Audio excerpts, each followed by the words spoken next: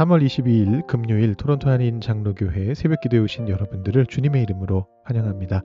우리 함께 기도하면서 주님 앞으로 더 가까이 나아가시겠습니다. 사랑의 하나님 감사합니다. 오늘도 주님 앞으로 나올 수 있도록 인도하여 주시고 주님을 알고자 하는 마음을 우리에게 허락하여 주셔서 하나님을 아는 지식이 우리의 마음을 채울 수 있도록 인도하여 주시니 감사합니다. 주님의 말씀을 사모하는 이 마음이 점점 더 커져가서 주님의 말씀으로 우리의 삶이 채워지고 우리의 영혼이 채워지는 것을 경험하게 되기를 소망합니다. 매일매일 아침 이 시간을 우리가 하나님의 말씀을 묵상하며 시작하는데 이 말씀의 능력을 오늘 하루도 경험할 수 있도록 주님께서 인도하여 주시기를 소망합니다. 주님께서 우리를 위하여 십자가에 달려 돌아가셨던 바로 그 사순절 고난주간에 우리 이 시간을 보내고 있습니다. 주님을 묵상하는 가운데 우리가 주님 앞으로 나아가고 있습니다.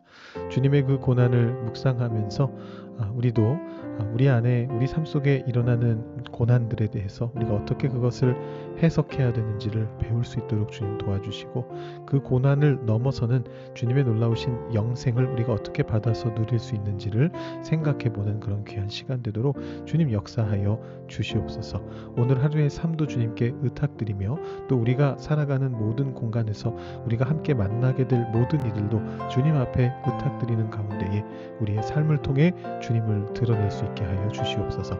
감사드리며 예수님의 이름으로 기도드립니다. 아멘.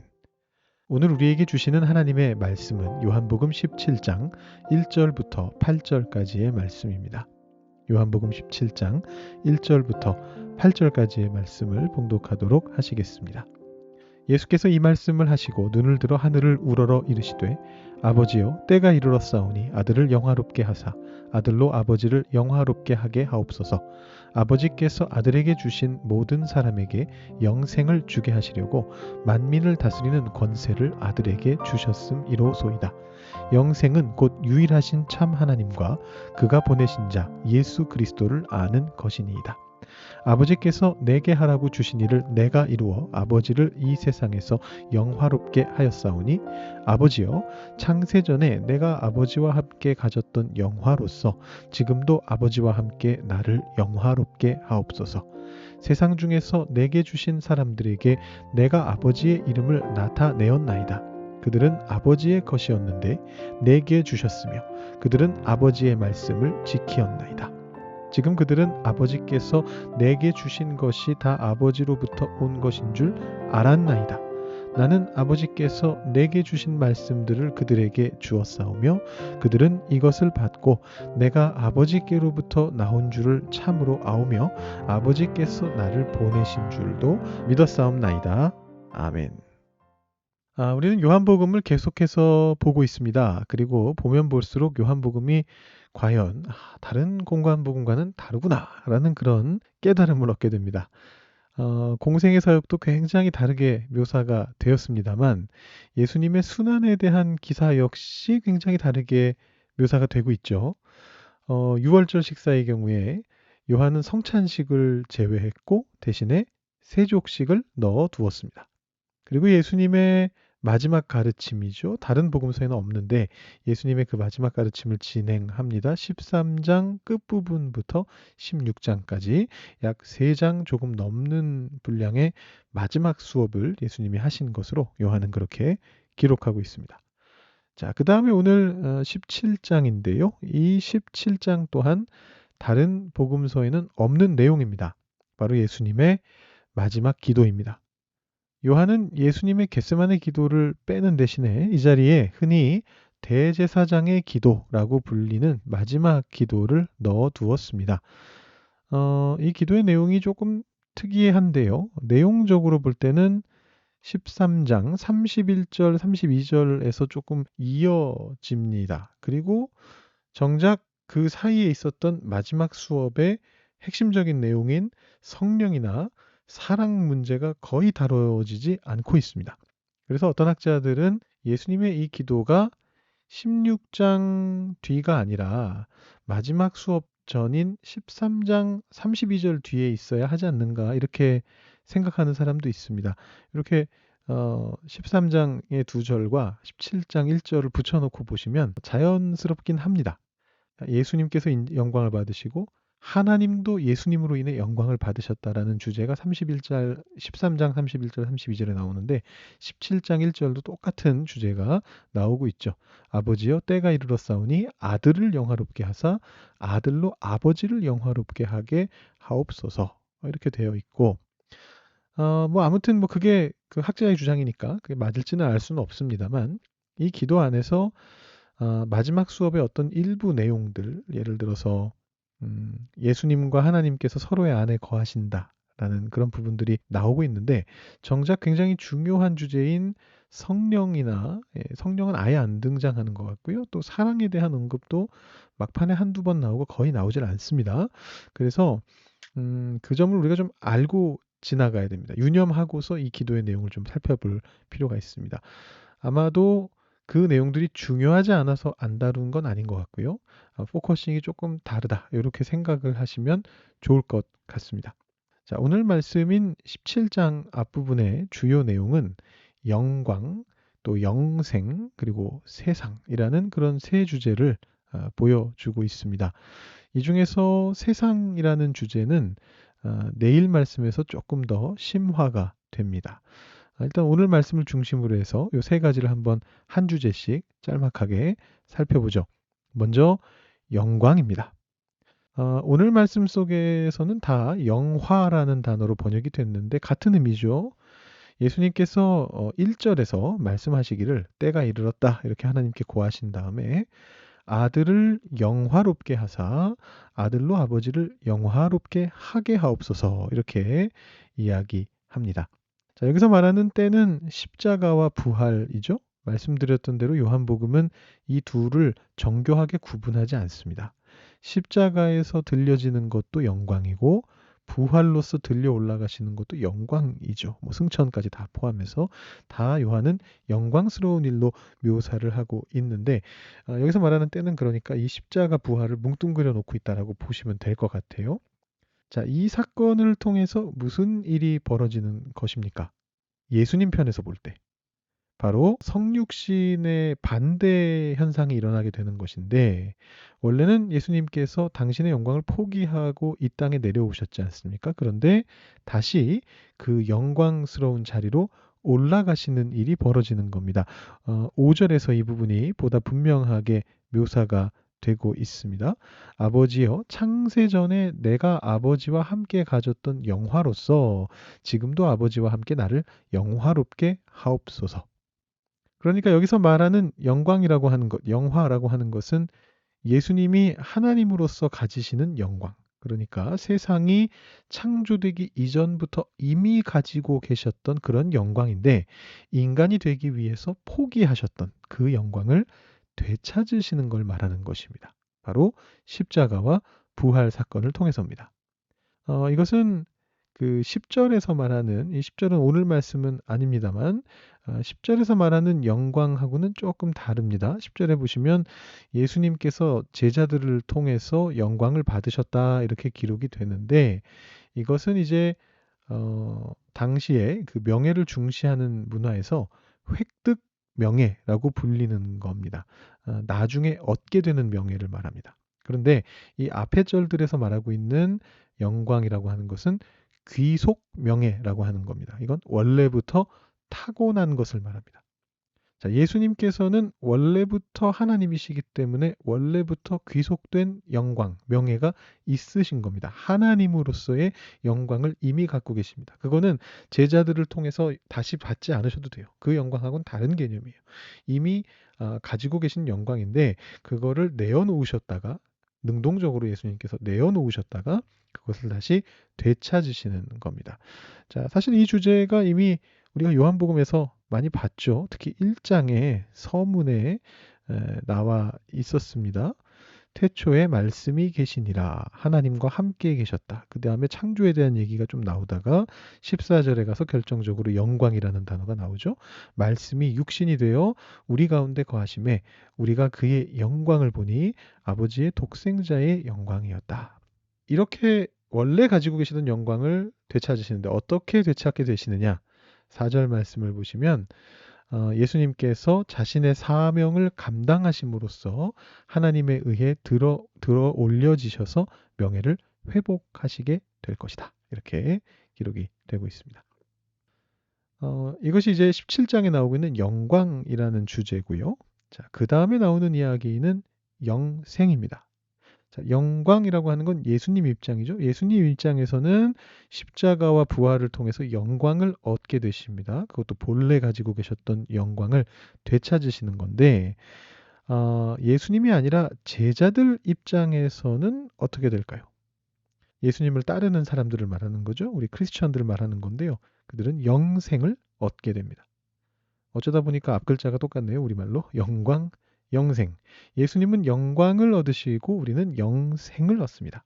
2절 말씀에 우리가 아까 보았습니다만 아버지께서 아들에게 주신 모든 사람에게 영생을 주게 하시려고 만민을 다스리는 권세를 아들에게 주셨음이로소이다. 영생은 곧 유일하신 참 하나님과 그가 보내신 자 예수 그리스도를 아는 것이니이다. 자, 십자가 사건은 예수님을 본래의 자리로 하나님의 자리로 돌려보내게 되는데 그것을 통해서 우리는 영생을 받게 되죠. 예수님을 알게 되면 그 안에 영생이 있다라고 예수님께서 그렇게 말씀하십니다. 3절에서. 왜냐? 예수님께서는 우리가 이미 요한복음에서 봤던 것처럼 길이요, 진리요, 생명이시기 때문이죠. 예수님을 통해 우리가 하나님을 만나고 예수님을 통해서 생명으로 다가갈 수 있게 됩니다. 자, 이게 우리 입장에서 십자가 사건을 바라보는 것인데요.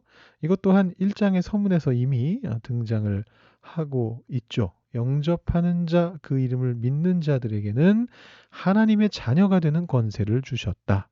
여기에서 뭐 영생이라는 말은 정확하게 나오진 않지만 이미 이 개념이 등장하고 있고 또 우리가 잘 아는 3장 말씀에도 이 말이 나오죠. 3장 16절 요한복음 3장 16절 우리 모두 외우는 말씀인데요. 하나님이 세상을 이처럼 사랑하사 독생자를 주셨으니 이는 그를 믿는 자마다 멸망하지 않고 영생을 얻게 하려 하심이라. 바로 영생을 하나님이 우리에게 주셨다. 십자가 사건을 통해서 예수님을 믿는 자에게 그렇게 말씀해주고 계십니다. 자, 마지막은 세상입니다. 이 세상의 주제가 굉장히 좀 복잡합니다. 이미 이 세상의 주제를 도입하는 첫 절인 2절 말씀에서부터 이 주제가 복잡하다라는 것을 보여주고 있습니다. 2절 말씀 보시면요. 모든 사람이라고 하는 개념이 이 짧은 절 안에 2번 등장을 합니다. 그런데 한 번은 아버지께서 아들에게 주신이라는 말로 수식이 되고 있고요. 그러니까 제한이 되고 있는 거죠. 다른 한 번은 그 수식이 없습니다. 자, 참고로 원어 성경에서는 수식이 없는 이 만민이라고 하는 표현, 만민을 다스리는 권세라고 할 때 이 만민이 앞에 나옵니다. 문장의 순서가 우리말 순서하고 다릅니다. 뒤집어져 있습니다. 자, 그러니까 여러분 우리말 성경을 읽으시면 우리말 성경의 순서가 그렇기 때문에 자연스럽게 앞에 나오는 모든 사람이 하나님이 아들에게 주신 제한된 존재죠. 예수님을 믿는 사람들이죠. 이런 의미의 수식을 받고 있으니까 뒤에 나오는 만민도 같은 수식이 붙은 만민이라고 생각하기가 쉽거든요. 진짜 모든 만민이 아니라 예수님을 믿는 사람들 이렇게 생각할 수가 있는데 원어의 순서대로 본다면 만민을 다스리는 권세라고 말할 때의 만민은 아무 제한이 없는 진짜 만민입니다. 온 세상 사람들입니다. 그리고 영생을 주시는 모든 사람은 하나님이 아들에게 주신 모든 사람들입니다. 우리 크리스천들을 말합니다. 자, 그러니까 이 문장이 무엇을 얘기하고 있느냐 하면 예수님께서는 크리스천이든 넌 크리스천이든 세상에 존재하는 모든 사람들을 다스리는 권세를 가지고 계시는데 다만 영생은 하나님이 주신 모든 사람에게만 부여하신다는 겁니다. 자, 물론 이러한 제한은 예수님이 자비가 없으셔서 그런 것은 아니죠. 예수 그리스도로부터 생명이, 영생이 나가기 때문에 인간이 이 영생을 얻기 위해서는 예수님으로부터 공급을 받아야 합니다. 예수님의 반대편으로 가면서 영생을 얻기를 바란다는 건 바보 같은 짓이죠. 우리가 이미 이 주제를 포도나무 비유에서 살펴본 바가 있고요. 15장 6절에 사람이 내 안에 거하지 아니하면 마른다. 당연하죠. 줄기 없이 어떻게 영양분을 얻습니까? 마를 수밖에 없죠. 그리고 앞에 언급해드렸던 요한복음 3장의 그 유명한 말씀 뒤에도 이 주제가 이미 나왔습니다. 요한복음 3장 17절 18절 말씀을 보시면 하나님이 그 아들을 세상에 보내신 것은 세상을 심판하려 하심이 아니요 그로 말미암아 세상이 구원을 받게 하려 하심이라. 그를 믿는 자는 심판을 받지 아니하는 것이요 믿지 아니하는 자는 하나님의 독생자의 이름을 믿지 아니하므로 벌써 심판을 받은 것이니라. 자, 예수님이 안 믿는 사람을 심판하시는 게 아니라 이미 심판을 받았습니다. 이미 스스로를 심판하고 있는 겁니다. 왜? 예수님을 믿지 않으므로 영생의 근원이신 예수님을 믿지 않았기 때문에 자기 스스로를 그 영생으로부터 떼어놓은 거거든요. 알던 모르던 자기가 한 짓이 그거예요. 예수님을 안 믿는다는 것은 스스로를 영생으로부터 분리시키는 겁니다. 그들을 구하시기 위해서 예수님이 오신 것이지 예수님께서 자신을 따르지 않는 자들을 벌 주시기 위해서 오신 게 아니라는 겁니다. 이게 굉장히 비슷비슷한 표현인데 미묘한 차이가 있죠. 느껴지십니까?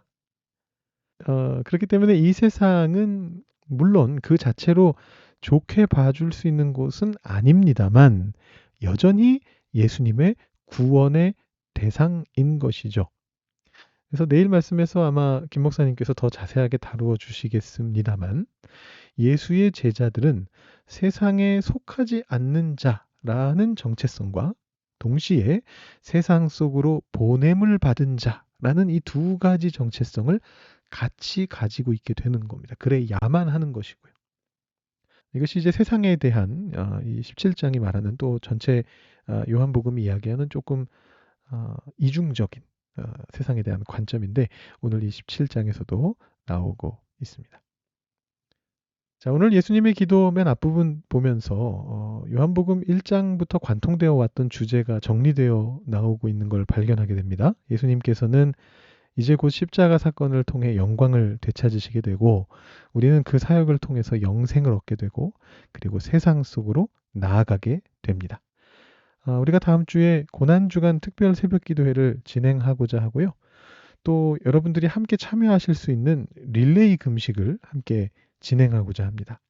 예수님의 십자가 사건을 더욱 깊이 묵상하면서 그 십자가 사건이 예수님께 가져온 영광과 우리에게 가져온 영생을 묵상하시고 빛과 소금으로서 세상에서의 우리의 역할이 무엇인지 다시 한번 확인하실 수 있게 되는 귀한 사순절, 귀한 고난주간 되시기를 주님의 이름으로 축원드립니다. 오늘은 성경 말씀 내용이 이렇게 삶에 적용할 만한 내용은 아니긴 한데요. 그래서 좀 특이하게 적용해서 기도를 해볼까 합니다. 방금 소개해드린 대로 다음 주에 여러 가지가 있는데 고난주간 특별 새벽 기도회도 있고 릴레이 금식도 있고 말씀은 안 드렸지만 또 성금요일 예배도 있고요. 또 청년들 같은 경우에 성금요일 저녁 집회도 있습니다. EM과 청년부와 청소년 친구들이 하는데요.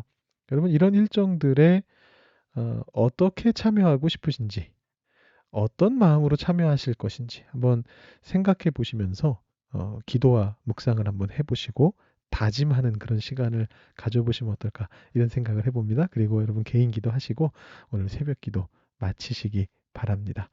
기도하시겠습니다.